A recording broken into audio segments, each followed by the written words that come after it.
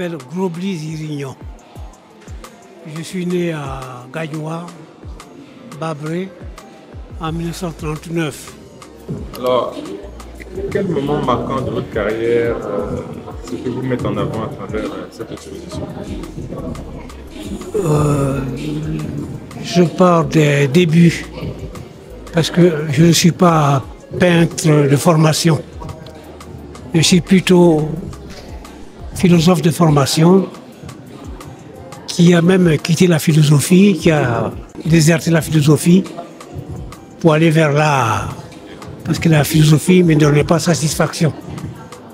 J'avais des problèmes psychiques à résoudre et la philosophie me paraissait fade. J'étais en psychanalyse. J'avais déjà entrepris une psychanalyse pour me débarrasser de mes problèmes. Problèmes que j'ai dû contacter parce que j'ai été très tôt en France, à l'âge de 13 ans, seul, sans parents. J'ai vadrouillé partout. Ça m'a fatigué. Et à un moment donné, j'étais un peu perdu. Et j'avais besoin de me retrouver. Quel a été le déclic pour entrer justement dans...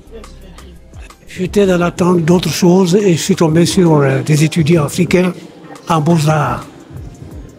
Des Sénégalais, des Nigérians. Et je les ai suivis aux Beaux-Arts de Paris. Hein? L'art m'a attiré, je les ai vus travailler, l'ambiance m'a attiré, ça m'a plu. Ça m'a plu plus qu'à la Sorbonne et je suis resté avec eux. Ils m'ont même appris à trouver du travail de manutention.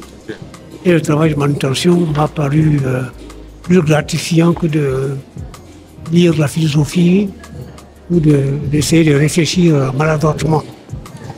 Donc, le changement de perspective, de pratique m'a plu. Après ces expériences avec la Sorbonne, j'ai acheté du papier canson et je me suis mis à la maison à gribouiller avec l'encouragement de ma femme, qui était étudiant et on était ensemble déjà. Donc avec son encouragement, j'ai commencé à faire des dessins libres qui étaient foudroyants.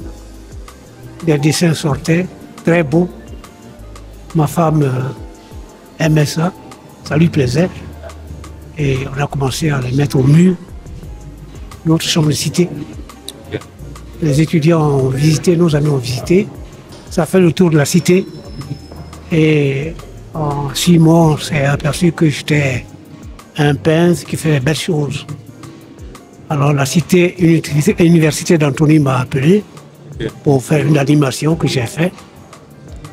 Et après, j'ai eu envie, comme j'avais pris de l'aile et que ça allait marcher bien, j'ai eu envie de téléphoner, d'exposer à Massy-Palaiseau, au centre culturel. Là, j'ai exposé, ça a eu du succès. Je me suis étonné et c'est pour ça que je suis devenu progressivement peintre. 1 an après, 6 mois, 1 an après, j'étais à la maison et je reçois un coup de fil. Et c'était l'ambassade Côte d'Ivoire qui m'appelait pour me dire que j'étais appelé au Grand Palais de Paris à exposer. Alors j'ai dit à l'ambassadeur que je n'étais pas un peintre, mais un étudiant en philosophie et que je ne voulais pas exposer. Alors l'ambassadeur s'est offusqué. Il a dit oui, on parle de complications diplomatiques à cause de toi. Tu fais la peinture, on t'a appelé, il faut y aller. Okay. Est-ce que vous pouvez décrire à peu près l'évolution dans vos œuvres du début jusqu'à maintenant? Est-ce qu'il y a une évolution technique, une évolution artistique? Est-ce que vous pouvez décrire l'évolution?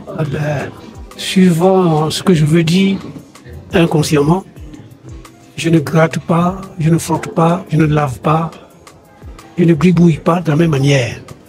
C'est instinctif. Ce que j'ai déjà fait, je ne le fais pas. J'ai d'autres instruments, des couteaux, des ciseaux, que j'emploie quand il faut. Et le résultat, c'est qu'à chaque pas, à chaque phase, les tableaux sont différents. Hein? Je me suis arrêté au bout d'un certain temps. Mais quelque chose à l'intérieur de moi, une angoisse me poussait à continuer Et j'ai fini par penser que la peinture était peut-être mon destin. J'ai fini par penser peut-être que mes ancêtres voulaient que je fasse l'art-thérapie. Surtout que ça me faisait du bien et que j'en tirais beaucoup de choses, une certaine philosophie. Et que j'écrivais ce que j'en tirais. Donc c'est devenu ma démarche existentielle et mon monde de recherche en art plastique et en philosophie. Ah. Et aujourd'hui, cette exposition, qu'est-ce qu'elle représente pour vous? Est-ce que c'est un point important ou c'est pas d'autres expositions? Qu'est-ce qu'elle représente pour vous, cette exposition? Vous savez, dans la vie, il faut se tenir compte de ce qu'on appelle l'intuition. On ressent quelque chose. Hein? Presque tous les jours, je travaille ou j'écris. C'est mon métier, ça. Je ne suis pas rémunéré, mais pour me maintenir en bonne santé, c'est ce que je fais.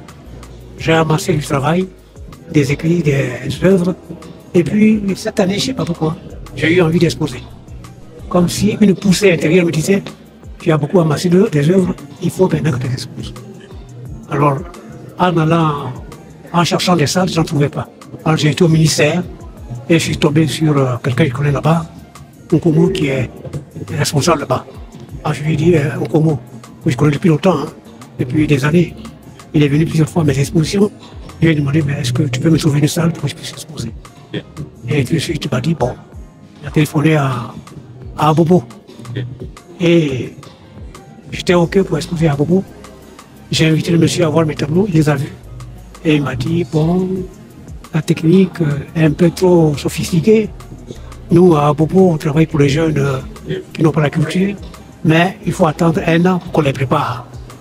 Alors, je te propose de t'exposer en décembre 2025. Je dis OK, mais je n'étais pas satisfait. Je suis venu à la maison, j'en ai parlé à ma femme, et il y a quelque chose qui me disait, mais ça fait longtemps que tu attends. Tu viens exposer maintenant. Alors, expose maintenant. Alors, je me suis dit, bon, comme j'ai déjà exposé à l'Institut français 2 fois déjà, et que je suis français, et que je peux exposer là-bas, peut-être c'est plus tranquille. Alors, je m'en vais là-bas. Alors, j'ai demandé un rendez-vous à monsieur Martos, le directeur de CCF, qui m'a reçu. Il m'a dit, bon, je vais venir voir. Il est venu à la maison, il a vu. Ça a été foudroyant. Il m'a semblé qu'il m'a tout de suite compris. Il m'a dit, bon, je peux vous exposer. Et ce qu'il écrit même, je n'ai pas encore vu d'Africain écrire ça parce qu'il me comprend. Il a saisi tout.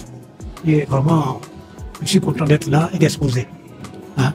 C'est dommage que la salle soit petite parce que j'aurais voulu exposer une centaine de tableaux pour qu'on voit le détail du parcours. Voilà. Merci beaucoup.